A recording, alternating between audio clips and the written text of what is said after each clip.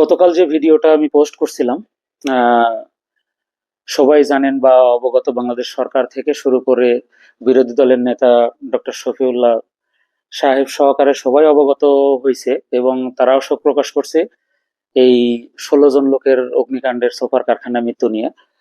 তো এই ভিডিওটা আমি পোস্ট করার পরে আমি জাস্ট এদের পাঠানোর প্রসেস নিয়ে ভিডিওটা করছিলাম। তো বাংলাদেশ সরকারকে অসংখ্য ধন্যবাদ।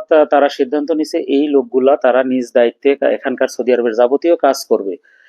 এবং আমাদের ভিডিও বা আমার ভিডিওটা যে আপনারা এত পরিমাণ শেয়ার করছেন সেটার জন্য সবাইকে অসংখ্য ধন্যবাদ।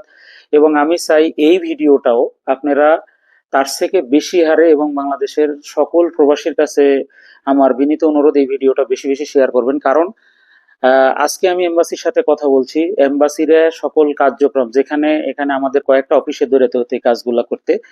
তো বাংলাদেশ এমবাসি সিদ্ধান্ত নিছে এই 16টা লোকের টোটাল কাজ তারা নিজেরা প্রসেস করবে, আমাদের এখানে কোনো কাজ নেই।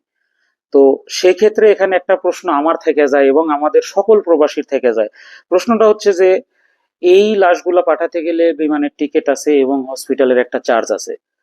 তো এই হসপিটালের চার্জ এবং বিমানের টিকিটটা কে বহন করবে? এমবাসির তরফ থেকে কি বহন করবে, না আমরা যারা আত্মীয় স্বজন আছি বা যারা এদের লিগ্যাল গার্জিয়ান আছে তারা করবে, বা আমরা বন্ধু বান্ধবরা করব? এই প্রশ্নটা আমার এমবাসির কাছে বা বাংলাদেশ সরকারের কাছে আছে এবং আমার সকল প্রবাসীর একই দাবি।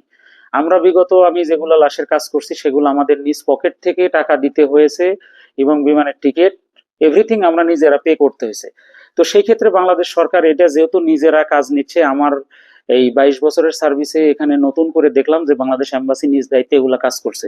তো সেটার জন্য একটা প্রশংসার দাবিদার বাংলাদেশ সরকার প্লাস বাংলাদেশ এম্বাসি। তো এখন আমরা আরো খুশি হব সকল প্রবাসী। আমরা সৌদি আরবে অ্যারাউন্ড 50 লক্ষ বাঙালি আছি, সেই বাংলাদেশের তরফ থেকে আমরা সবাই খুশি হব যে এই পেমেন্ট গুলা যদি বাংলাদেশ সরকার বহন করে তাহলে আমরা আরো সবাই আরো প্রত্যাশিত এবং আরো খুশি হব। তো বাংলাদেশ সরকারের সাথে সরকারের কাছে সর্বশেষ আমার জনাব তারেক রহমান স্যারের কাছে সর্বশেষ আমার এটাই দাবি, যেন উনি এই লাশের সমস্ত পেমেন্ট, বিমান ভাড়া থেকে শুরু করে সমস্ত পেমেন্ট যেন বাংলাদেশ সরকারের খরচে করা হয়, এটাই আমার সকল প্রবাসীর তরফ থেকে দাবি। সবাই ভালো থাকেন, সুস্থ থাকেন।